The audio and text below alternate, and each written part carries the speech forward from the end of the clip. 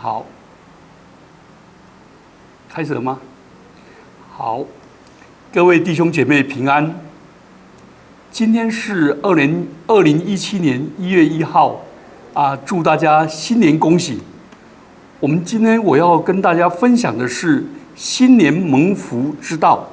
新年蒙福之道，古罗马的历书是以3月1号为一年之首。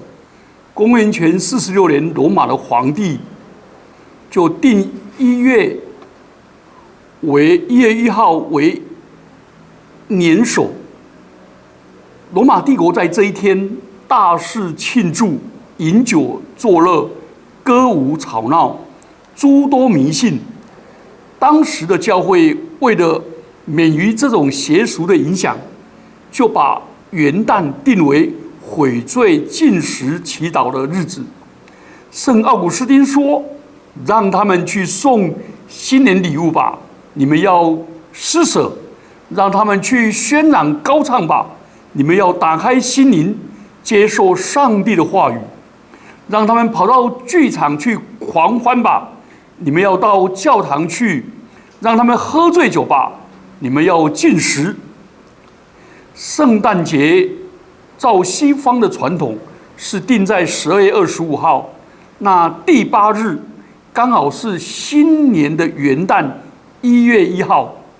照福音书的记载及旧约律法的规定，孩子生产后8天要受割礼。这时候耶稣如果是12月25号生，那元旦刚好是耶稣受割礼取名字的日子，所以这一天又称为耶稣圣名日。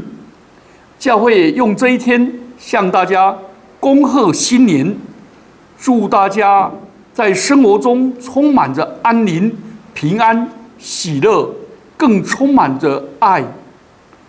罗马教会把今天定为天主之母节，但新教不接受这个没有圣经根据的名称跟节日。但是罗马教会同时他也定这一天是耶稣圣名双重纪念日。那我们今天来用共同的经课看这段圣经来论新年蒙福之道。首先我们来看旧约经课民数记6章22节到27节，让我们来领受祭司的祝福，并因耶稣的名而成为福星。今天的旧约经课民数记6章22节到27节，向大家恭贺新年。它的内容是祭司的祝福。耶和华晓谕摩西说：“你要告诉亚伦和他的儿子说，你们要这样为以色列人祝福说。”所以这是一个新年的贺词，意义非常的丰富。旧约的祭司，他的任务是奉上帝的名祝福，祝福是助人幸福，将这人归于上帝的名下，和上帝建立一个正直美好的关系，使一切迈向幸福，因而福上加福。相反的，如果没有跟上帝建立美好的关系，就没有好结果，困难甚至于悲剧就临头。祭司的祝福是将以色列人归于上主的名下，而我们今天的经文那种祝福是一个家福玉晓、非常精炼美丽的祷文。我们往往因为太熟悉了而忽略了经义。这个祝福是祈求上帝保佑他的子民。旧约的原点3次重复上帝自我启示的名字耶和华。希伯来人因为崇敬上帝，所以从来不直说其名，改为阿多奈上主。所以祭司在祝福的时候是奉上主之名宣告3次。好，这个祝福有3个。第一个，愿耶和华赐福你，保护你。在24节，这是指向上帝。愿耶和华赐福给你。天父是一切福佑跟呵护的源头。我们在一年的开端，我们就祈求上主赐福，儿孙满堂，庄稼丰收，家畜兴旺，土地富饶，健康喜乐，以及他的同在。耶和华赐福你，是呼求上帝，使我们免遭荒年，免受敌人入侵、绝子绝孙等困境，免受人间一切无常跟厄运之害，尤其免遭最大的危害，就是驱从邪恶的诱惑。求上主保护我们不犯罪，并且过着与我们的蒙召的恩相称的美好生活。所以这句话其实是在具体的回应在诗篇121篇7到8节。耶和华要保护你，免受一切的灾害，他要保护你的性命，你出你入，耶和华要保护你，从今时直到永远。有拉比把这句话解释为：愿耶和华以美好的财富赐给以色列，然而也要保护他免于变成物质的奴隶。好，我们来看祭司第二方面的祝福：愿耶和华使他的脸光照你，赐恩给你。25节，这是指向圣子。耶和华的脸被比喻为是光的源头，在诗篇31篇16节、67篇第1节等等。希伯来的成语上帝的脸，如果向人转脸或者隐藏他的脸，表示上帝的不悦。以西结书39章23节，他向人变脸，表示敌意。耶利米书21章10节，当人的脸面向一项职务，表示定义要完成。耶利米书42章17节，路加福音9章51节，耶稣在钉十字架的前一周，他定义面向耶路撒冷去。所以这段祝福，诗高圣经的翻译说：愿上主的慈颜光照你，仁慈待你。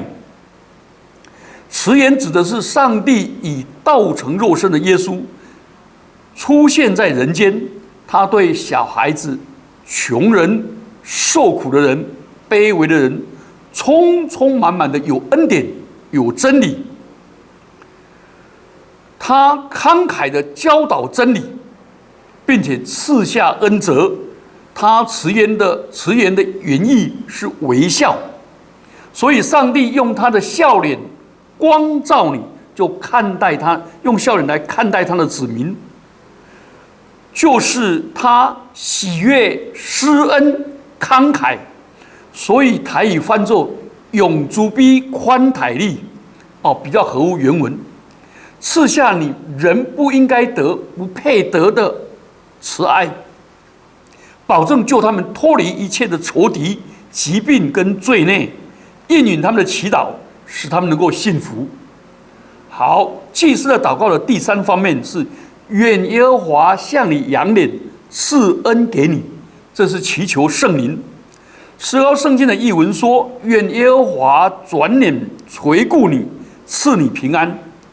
这最适合向圣灵祷告，求圣灵感动我们，启发我们悔改之心。因为我们常常背向上主，逼他转身离我们而去。仰脸的意思是上帝脸上的慈容，关注我们，关爱我们。好，这创世纪43章29节，诗篇4章6节，当我们转脸面向上帝，他也转身来看顾我们，赐我们平安。好，在这里有一个名词，我们最熟悉的希伯来文的 shalom， 就是平安，是上帝赐给他的子民一切的恩典跟赏赐的总和。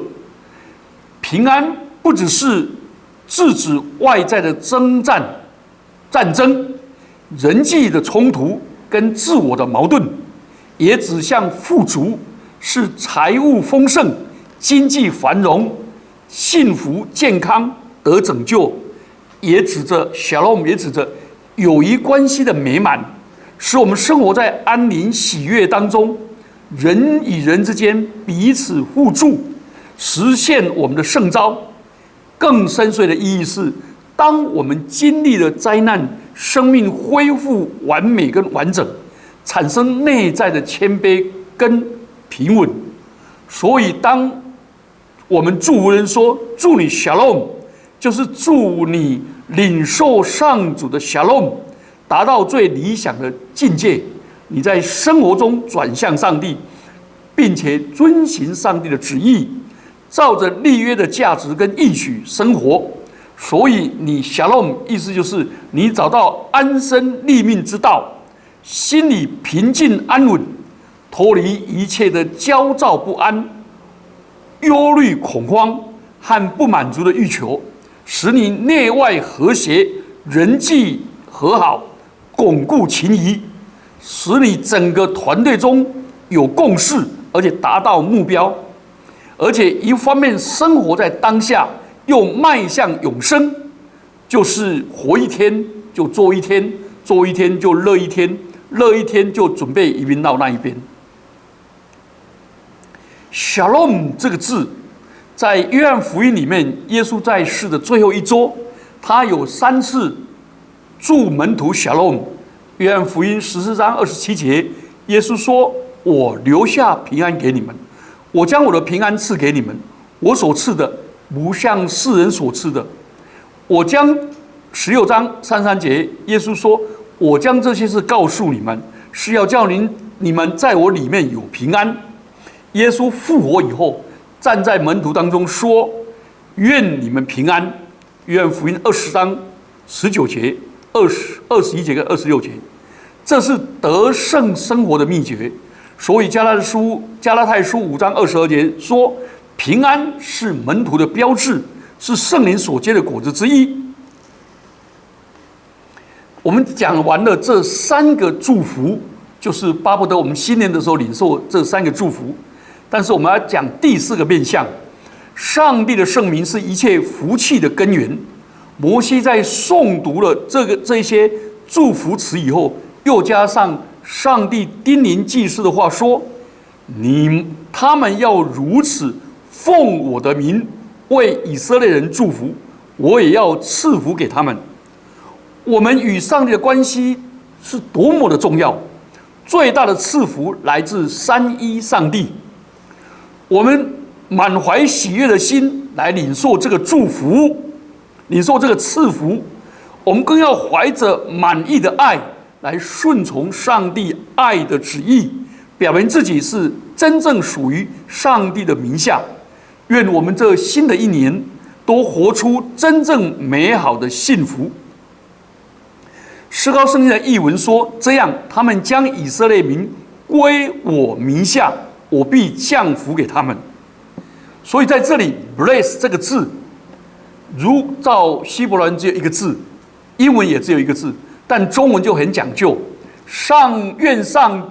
愿上主赐福给你，愿你领受上主的赐福，并且 bless God， 你去称颂神，然后呢，领受了神的赐福，并且把这个赐福呢，领受了以后，领受了神的恩典，以恩报恩，领受神的爱，以爱还爱，就变成为别人祝福。所以人对人是祝福，神对人是赐福，人对神是称颂 bless God。所以当一个人愿意领受神的赐福，并且为人祝福又称颂神，这样的人叫 blessed， 就是蒙福的人。我们旧约里面只有祭司才可以奉上主的名祝福，新约里面我们是君尊的祭司，万民皆祭司，我们每一个人都可以奉上主的名为别人祝福。所以当我们为别人祝福的时候，最后一段告诉我们，我们自己就蒙福。换句话说，在新的年度里面，我们每一个人让巴不得我们新的一年是一个称颂上帝的一年，是一个为别人祝福的一年，是一个领受上帝赐福满满的一年。接着我们来看第二段经课，加拉太书4章4到7节。我们借着圣子的圣名，成为君尊上帝的儿女。第4节，加拉太书4章第4节说：及至时候满足，上帝就差遣他的儿子为女子所生，且生在律法以下。第5节，要把律法以下的人赎出来，叫我们得着儿子的名分。第6节，你们既为儿子，上帝就差他儿子的灵进入你们的心，呼叫阿爸父。可见从此以后，你们不是奴仆，乃是儿子。既是儿子，就靠着上帝成为后嗣。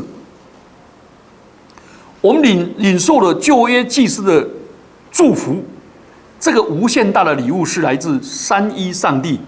而书信经课加拉太书第4章4到7节，使徒保罗告诉我们，新约的基督徒不但可以领受旧约的祝福，而且更加的实际，因为我们因着耶稣基督的名得了儿子的名分。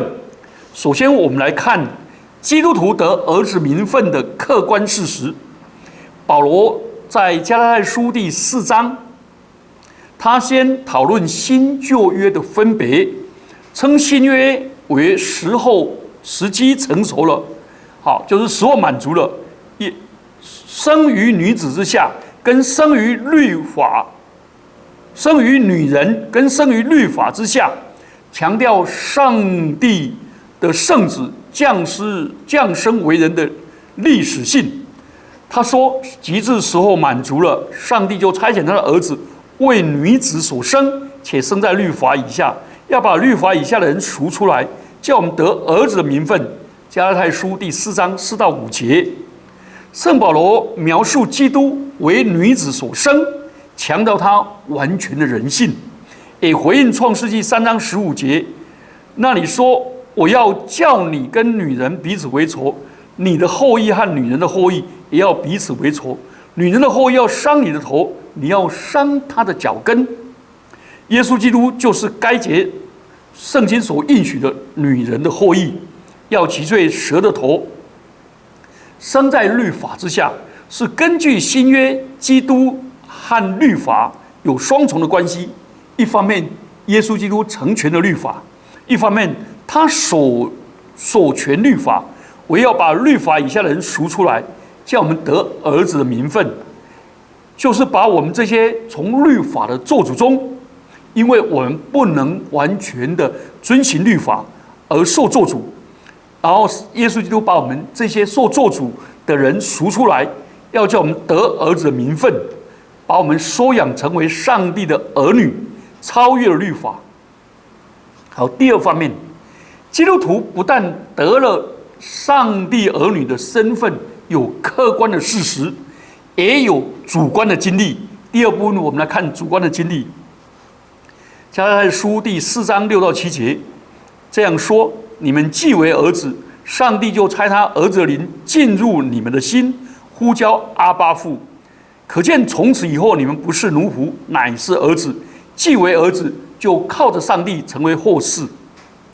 我们与上帝建立父子的关系的主观的经历，就是上帝差遣他儿子的灵进入我们的心。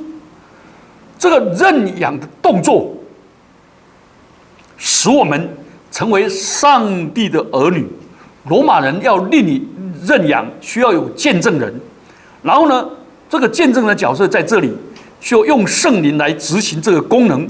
圣灵做见证是很自然的，因为犹太人认为圣灵乃是感动先知的灵，而这时候也感动了我们信徒，向他们说话，正如他向先知说话一样。圣灵也提醒我们蒙召成为上帝的儿女，是因为有圣灵进入我们的心，我们才能够确定我们是上帝的儿女。罗马书第8章16节这样说。然后呢，我们可以坦然的祷告呼叫上帝说：“阿爸父啊！”阿爸父是新约中长久传承长久的亚兰语，仍然保留在希腊文的圣经中。基督祷告的时候正用这个字，马可福音10章36节。初代的教会尽管是使用了不同的语言，但祷告的时候也称阿爸父，这是孩子在家庭中对父亲亲密的称谓。所以保罗就做结论了，他说：“从此以后，你们不是奴仆，乃是儿子；既是儿子，就靠着上帝为后嗣。”保罗认为这个亲密是圣灵在我们心灵里面给我们一个内在的证明。保罗相信天性的呼叫阿爸父，这是圣灵的工作。如果我们心里面这样呼叫，我们就知道我们是上帝的儿女。当我们呼喊阿爸的时候，就笃定我们不再是奴仆了，我们不用再活在奴性恐惧当中，是靠着上帝的恩赐成为后嗣。所以这两个观念是不能分开的。对我们来说，在这新年的开始，我们要过着一个非常美好的生活的前提，就是我们要充分的知道认知我们是上帝的儿女，过着上帝儿女那样尊荣的生活。好，第三部分，在元旦的时候，我们所读的经文是路加福音2章15节到21节。这里提到牧羊人跟玛利亚对圣诞的回应，跟基督受割礼取名。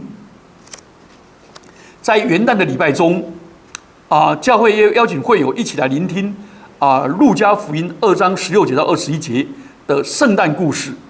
在这圣诞叙述当中，2章1到15节是叙述耶稣基督的诞生，天使报喜讯给牧羊人，接着牧羊人就前来朝拜圣婴。透过牧羊人跟玛利亚的态度，生动而清楚地教导我们要怎么样来回应上帝的爱，同时也提到耶稣受割礼跟命名。好，我们先来看牧羊人的回应。新年要蒙福，我们在这里有两个典范，一个是牧羊人的典范，一个是玛利亚的典范。好，我们来看牧羊人的典范。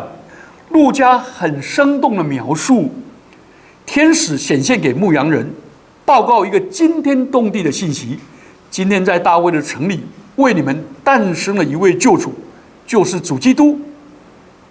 这是一个极大的喜讯，犹太传统代代传承久远的梦想，早晚有一天，上主要差派他的弥赛亚来扫除一切的不义，免除于所有的灾祸。那一日，万事都要归正。那一日，上帝要擦干所有人的眼泪。那一日，罪人如释重担，因为上主要亲自松绑他们的肩头的重轭。牧羊人领受了这个信息，他们好感动。路加立刻用直接的语气报道牧羊人的回应，他说：“我们往伯利恒去，看看上主告诉我们发生的事。”牧羊人急忙去了。他说：“我们”，然后急忙去了。这些牧羊人立刻采取行动，要亲自验证天使的报道，那个到底是真实的吗？结果他们去的时候有了重大的发现，就寻见玛利亚和约瑟，还有那婴孩卧在马槽里。他们就相信他们所被告知的一切是真的。那个婴孩在马槽里那种清寒的样子，没有让他们兴起疑窦，反而他们深信上帝没有大张旗鼓，在这悄悄的当中行了大事。这个记号是如此的不寻常，强有力的救主竟然长得变成像这小孩子，可怜的躺卧在那里，以马槽为船铺。所以我们当有牧羊人的心怀，能在自己的生命中体察上帝的眷顾，在琐碎的日常生活中感受上帝爱的喜乐。这一群牧羊人满心喜悦的证实天使的信息，就把这个好消息告诉人。这个婴孩是人类的救主，主基督。他们立刻传报给大众，先传报给玛利亚跟约瑟，再来告诉伯利恒的居民，当然也包括我们。牧羊人因此成为上帝喜讯的第一批的领受者。很幸运的，他们最早去见到耶稣，他们也是上主信息的实践者。他们不是退缩自闭，而是采取行动去领受。然后他们不是盲目服从，而是立刻去探寻到底天使所说的是真的。等到他们亲眼验证、目睹天使的报道是真实的，他们就成为福音第一批的宣讲者。他们立刻去报道。所以牧羊人因为亲眼看见，所以他们就回去了，把他们所看见的一切事，正如天使向他们所说的，就归荣耀与上帝，赞美他。因为他们所见所闻的喜讯传开。路加常常用类似的语句做结束一段叙述，譬如路加7章16节、24章53节。所以这一些文字有如合唱团齐唱出欢乐的结局，让整个气氛也要邀请我们这些读者加入这个合唱，一起颂赞上帝，一起颂赞天上三一真神。巴不得我们在新的年度，我们像牧羊人一样，成为福音真理的领受者、实践者跟宣扬者。好，第二个典范，我们来看玛利亚的反应。当这些牧羊人去宣讲的时候，听见的人都惊讶牧羊人向他们所说的一切，而唯独玛利亚跟其他人成为强烈的对比。他没有用言辞，他是用心细细的去体会这一切，并且牢牢的记在他的记忆中。唯独玛利亚，2章19节说，唯独玛利亚把这一切事存在心里，反复思想。路加一再提到玛利亚常常默存于心的习性。前一次他听到天使的问候，玛利亚因这句话就心里很惊慌，反复思想这个问安是什么意思。路加福音1章29节。还有一次他听不懂12岁的耶稣在圣殿对他说的话。好，路加2章51节就这样说，他母亲把这一切事都存在心里。玛利亚以积极的态度处理他所见所闻，以充满活力来回应跟反省信仰的内容，所以他能够了解他所见所闻。玛利亚是否一开始就完全了解上帝的儿子降生的圣迹吗？他就了解耶稣是真神是真人吗？我想他经过很长的时间反复思索才明白。所以玛利亚她对天使说，这是怎能成就呢？既是童贞女，又要怀至高者的儿子，这是理性的矛盾，但是并没有阻碍她的相信。她就说，愿照你的话成全成就在我吧。路加福音1章38节。所以他生命中有一连串的不解，但他以坚强的信仰去越过。我们的生命也是这样，我们不可能一下就明白所有的真理，但是我们可能怀疑，但是不要让怀疑阻扰我们。玛利亚教导我们要像他一样，把上帝的话语丰丰富富的存在心里，在生活中反复的思索，让上帝的恩典慢慢的使我们能够豁然贯通。玛利亚在这里是基督徒的绝佳的典范，他了解并且活出他的信仰。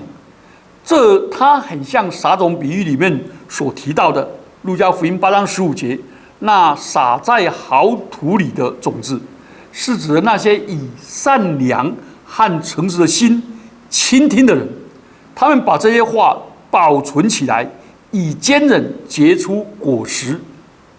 所以玛利亚不是庸庸碌碌之辈，她心灵非常的深邃，她把来自上帝的一切保存在心中，她以子女对父母的顺从跟慷慨的爱，将上帝的话语存在心里。所以玛利亚让我们了解，我们怎么庆祝新的年度，不是用肤浅的形式、表面的庆祝，而是在心中，在新的年度里面，把上帝的真道藏在心里，然后用末观去品尝上帝的恩典。他为了爱我们，竟把独生子降生在马槽里，诞生在玛利亚的怀中。好，最后一段我们来谈今天的主题：耶稣的割礼与命名。福音书以耶稣受割礼来结束，婴孩在诞生8日以后，应当受割礼，然后这时候才给他起名。福音书记载说，21节，满了8日，就给孩子行割礼，与他起名叫耶稣。这就是还没有成育以前，天使所起的名。所以耶稣这个名字不是在世上，而是在天上选定的。耶稣在降孕以前，天使就分别告诉了玛利亚跟约瑟，要给他儿子起名叫耶稣。路加福音2章31节跟马太1章21节。而在行割礼的时候，才正式把这个名字给他。没有任何名字像耶稣那么尊荣，因为那是至高者的儿子，那么名副其实。耶稣真如其名，恰如其分，他是主，他是救主，他要把他的百姓从罪恶里拯救出来。因此，我们今天所读的旧约经课、跟书信经课、跟福音，都跟耶稣的圣名有关。旧约经课里面祝福是奉上主的名，书信经课里面告诉我们，因着耶稣基督，我们成为上帝的儿女。好，旧约的跟新约的名字，通常代表他本人。犹太人非常重视名字，对于上帝的名字是毕恭毕敬。历代教会的礼仪里面，都是奉圣父子圣灵的名，所以我们是奉父子圣灵的名施洗。所以念到耶稣圣名的时候，也表示尊敬。好，其实呢，连教会里面在认罪完了以后宣誓，也奉父子圣灵的名。好，因为耶稣基督除了耶稣基督以外，别无拯救。因为天下人间没有赐下别的名，我们可以靠着得救。使徒行传4章12节，圣保罗也宣告，所以上帝将他升为至高，又赐给他那超乎万民之上的名，叫一切在天上的、地上的和地底下的，因耶稣的名，无不屈膝，无不口称耶稣基督为主，使一切荣耀归于父上帝。在新年，我们领受了祭司的祝福、使徒保罗的加持，以及上帝儿女满有尊荣的生活。更重要的，我们要领受圣诞的福音，不仅叙述耶稣的诞生是来自上帝的行动，更透过报道牧羊人跟玛利亚的态度，生动的清楚教导我们基督徒面对上帝的行动应当怎么样的反应。两个了不起的典范，牧羊人跟玛利亚，一个是听道、行道跟宣道，一个是把上帝的真道内化成为他的思想跟人格，外显成为他的言语跟行动。所以这两种积极的态度，使我们成为一个福星，福哉诗人。诗篇第1篇第1节说的，这样的人多么有福啊！所以新年里面，我们要成为一个多么有福的人。耶稣也曾说：“我实实在在告诉你们，你们若向父求什么，他必因我的名赐给你们。向来你们没有奉我的名求什么，如今你们求就必得着，叫你们的喜乐可以满足。”约翰福音16章23到24节。我们是基督君尊的祭司，彼得前书2章9节。所以我们可以奉基督的名祝福。所以我在新年，我们要高举称颂传扬基督荣耀的圣名。主的圣名一宣扬就蒙光照，一默想就得滋养，一呼求就得安慰。耶稣的圣名是我们口中的甜蜜，耳中的妙乐，心中的喜悦，哀痛的良药。这是圣伯尔纳他所写的。所以我们在新的一年里面，我们领受了基督的圣名，成为上帝的儿女，变成君尊的祭司。所以我们就把旧约祭司的职分传承起来，让我们在新的年度里面，让我们在我们的家庭里面成为祭司，让我们在我们的职场上成为祭司，让我们在教会里面也成为祭司，让我们每一个人用祷告、用赞美、用感恩来托住我们新的年度的生活，并且用宣道、默想，把基督的真理内化、彰显，也把基督的真理宣扬出来。我们一起低头祷告。主，我们感谢你，因为你的圣名，我们成为上帝的儿女；因为你们的圣名，我们的祷告蒙垂听；因为你的圣名，我们成为君尊的祭司。主啊，我们比旧约上帝的子民更有福。我们不但领受了圣父、圣子、圣灵的赐福，我们也领受了这个祝福的权柄，恩待我们成为一个祝福的人，成为一个称颂的人，使别人因为蒙福的人，在新的年度里面，将主的恩典满满的宣扬出来。奉基督耶稣的名祈祷，阿们。